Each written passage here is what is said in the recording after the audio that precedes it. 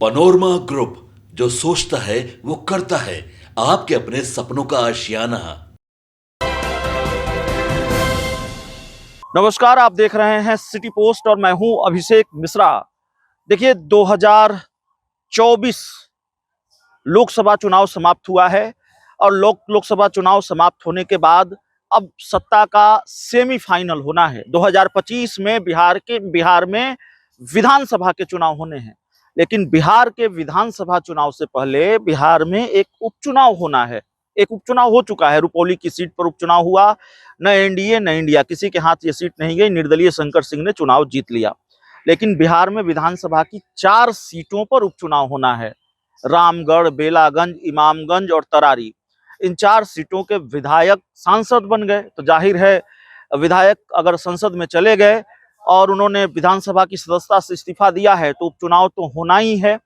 ये बात अलग है कि चुनाव की तारीखों की घोषणा अभी निर्वाचन आयोग ने नहीं की है और जाहिर तौर पर अभी तारीखों का ऐलान नहीं हुआ है। तो कब तारीख का ऐलान होता है ये देखना पड़ेगा, लेकिन उपचुनाव को लेकर भी गहमागहमी है।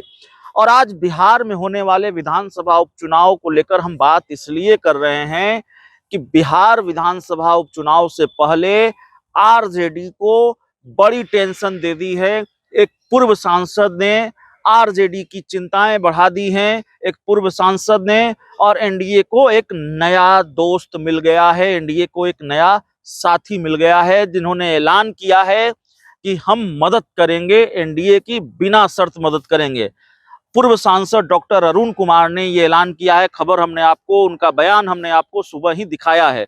साफ तौर पर उन्होंने जिस तरीके से कहा है कि हम एनडीए की मदद करेंगे, तो जहानाबाद इलाके की बेलागंज सीट है, वहां के बारे में उन्होंने कहा है कि हम मदद करेंगे। और वो सीट आरजेडी की सीट रही है।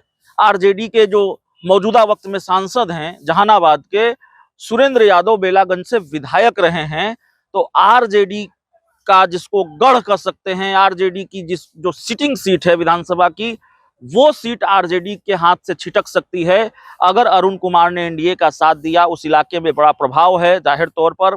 और 2024 का लोकसभा चुनाव वो लड़े हैं बीएसपी के टिकट पर, हार गए, लेकिन अच्छा खासा वोट ले आए, इतना वोट ले आए जिससे ये साबित हो सके कि कितना प्रभाव है। और बीएसपी जैसी पार्टी जिसका बहुत जनाधार बिहार में नहीं है, उसके टिकट पर भी चुनाव लड़कर उतना वोट ला पाना सबके बस की बात नहीं है। वो उनके प्रभाव को दिखाता है। तो अब उन्होंने अगर सीधे कह दिया है कि हम एनडीए की मदद करेंगे, तो जाहिर तौर पर आरजेडी के लिए टेंशन की बात है, आरजेडी के लिए चिंता की बात है, क्योंकि आरजेडी को संभावित तौर पर बड़ा नुकसान हो सकता है अगर अरुण कुमार मैदान में आ गए। आप जानते हैं, भूमिहार जाति के भी बड़े नेता माने जाते हैं डॉक्टर अरुण कुमार, और भूमिहार बहुल इलाका भी है, यादव भूमिहार बहुल इलाका माना जाता है, क्षेत्र माना जाता है जहानाबाद और उसके आसपास के जो विधानसभा क्षेत्र हैं। तो जाहिर तौर पर एक बड़ा खेल, कम से कम कह सकते हैं कि एक बड़ा खेल हो गया है। आरजेडी की चिंता बढ़ गई है, आरजेडी की टेंशन बढ़ गई है, और अरुण कुमार के मैदान में आ जाने से आरजेडी को नुकसान हो सकता है। बहुत बहुत धन्यवाद।